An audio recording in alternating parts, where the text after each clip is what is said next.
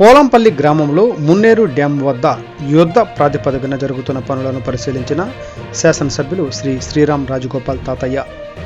ఎన్టీఆర్ జిల్లా జగ్గయ్యపేట నియోజకవర్గం ఇటీవలే వత్సవాయి మండలం పోలంపల్లి మున్నేరు డ్యామును ఎమ్మెల్యే శ్రీ శ్రీరామ్ రాజగోపాల్ తాతయ్య, జిల్లా కలెక్టర్ సృజన పరిశీలించారు.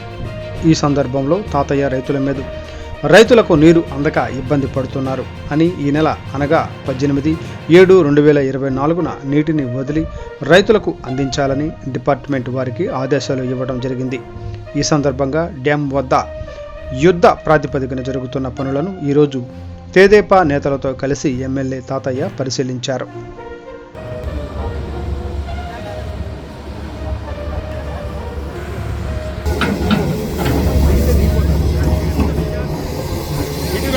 అటండి